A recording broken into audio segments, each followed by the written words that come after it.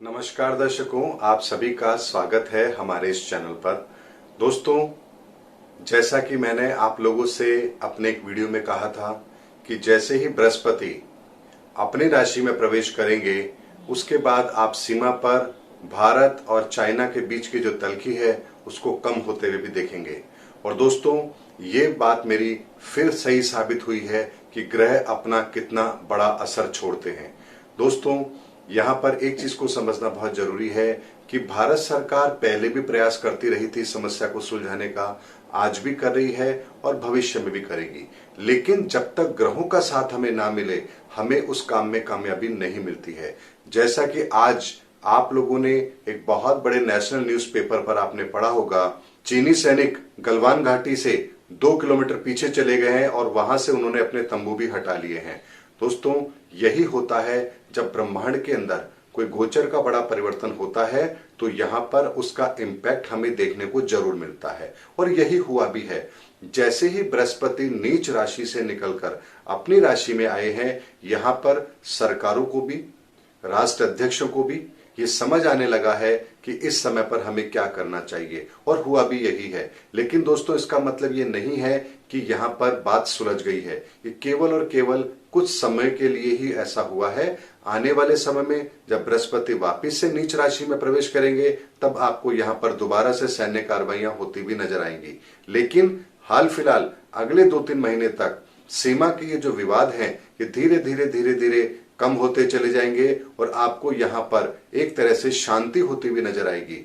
यानी कि एस्ट्रोलॉजी के माध्यम से हम आने वाले समय के परिणामों का पूर्व आकलन कर सकते हैं। ये बात यहाँ पर साबित होती है, क्योंकि दोस्तों 30 तारीख से पहले यानी 30 जून से पहले स्थिति इतनी विकट लग रही थी कि न जाने कब युद्ध हो जाए। लेकिन दोस्तों, जैसे ही 30 जून के बाद में बृहस्पति ने अपना राशि परिवर्तन किया, यहाँ पर देखिए दोस्तों, सेनाओं के अंदर भी सामंजस्य बना है और चीन की सेना भी 2 किलोमीटर गलवान घाटी में पीछे की तरफ चली गई है। और यह भारत की एक तरह से कूटनीतिक जीत भी है। दोस्तों, यही होता है जब ग्रहों का परिवर्तन गोचर में होता है तो हमें वही परिणाम मिलते हैं अपेक्षित जो हम चाहते हैं। इसीलिए दोस्तों, गोचर को हमेशा ध्यान में रखना चाहिए कि आने वाला समय क्या हमारे पक्ष का है, क्या ग्रहों की स्थितियां हमें उस कार्य के परिणामों को देने की ताकत रखती है। यदि ऐसा है तभी हमें उस कार्य को उस समय पर करना चाहिए, या अगर परिस्थिति हमें ये कहती है कि यहाँ पर थोड़ा धैर्य रख के इंतजार करना चाहिए तो हमें वही करना चाहिए। यानी ये ठीक उसी तरह की स्थिति है दोस्तों, जैसे एक किसान अपने खेत के अंदर जब बीज डालता है तो वो ये ध्यान जरूर रखता है कि ये मौसम उस बीज के लिए अनुकूल है या नहीं है। वो अपनी मनमर्जी यहाँ पर नहीं चला सकता कि जब जाए खेत में जाए, बीज डाले और फसल तैयार कर ले। उसे भी समय के अनुसार इंतजार करना पड़ता है कि ये बीज कौन से माह में जाकर के सही फल देने की स्थिति में होगा। वो उसी माह में जाकर के उस बीज को जमीन में गाड़ता है।